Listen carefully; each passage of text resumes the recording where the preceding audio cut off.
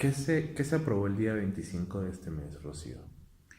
Bueno, el día 25 se aprobó el texto preparado por la Comisión Ocasional para el Tratamiento de la Ley de Prevención y Erradicación de la Violencia en segundo debate. Este texto había sido vigilado por las organizaciones de la sociedad civil para que incluyera el conjunto de propuestas. Entre las centrales, diría yo, que fueron adoptadas por la Comisión, se logró que incluyeran el sistema nacional descentralizado de protección integral para las víctimas de violencia. En realidad es un sistema que tiene 3 subsistemas: prevención, protección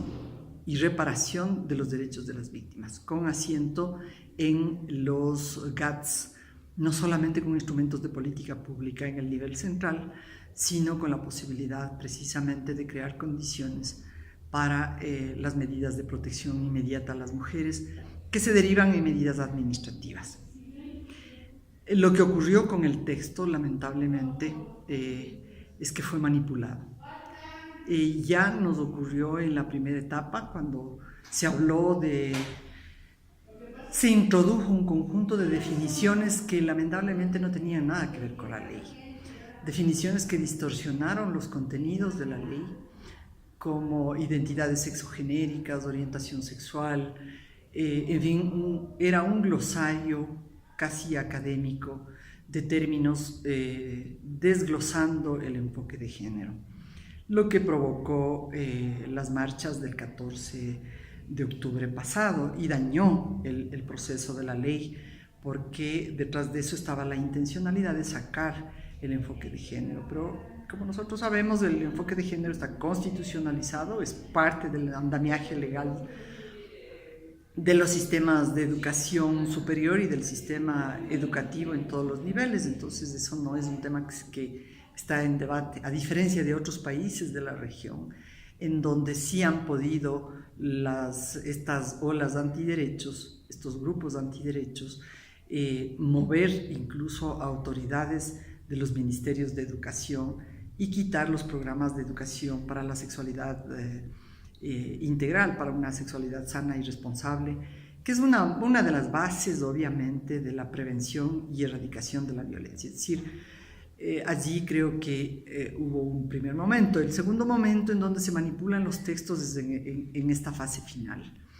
En ninguno de los documentos anteriores, ni en el del Ejecutivo, ni en el del grupo parlamentario, constaba un texto como el que aparece para el segundo debate, un texto que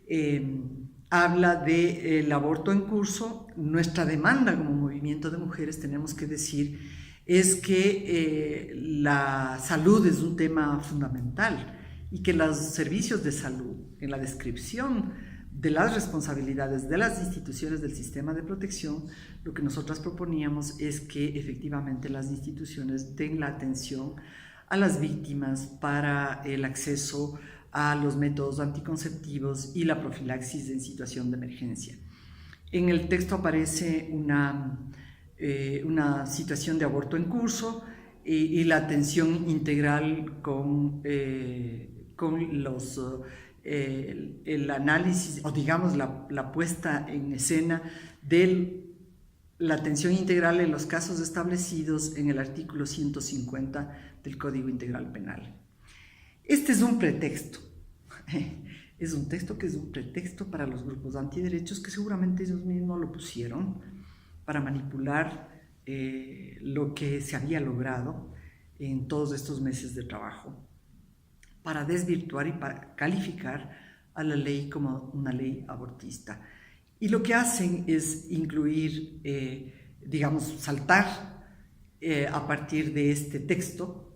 y señalar que hay la necesidad de introducir en los considerandos, en el preámbulo de la ley, 2 cuestiones que son regresivas. El artículo 45 sobre el derecho a la vida desde la concepción y el artículo 149 del Código Orgánico Integral Penal sobre las situaciones de aborto.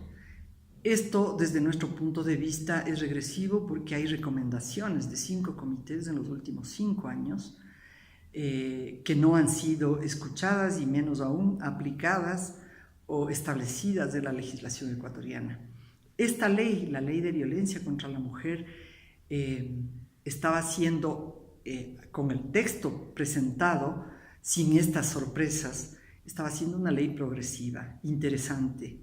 un gran avance, aunque no es un texto perfecto porque faltan algunas cuestiones desde nuestro punto de vista, pero creíamos que era importante que esto pasara. La reacción estuvo programada, la reacción desde los propios grupos antiderechos que se movieron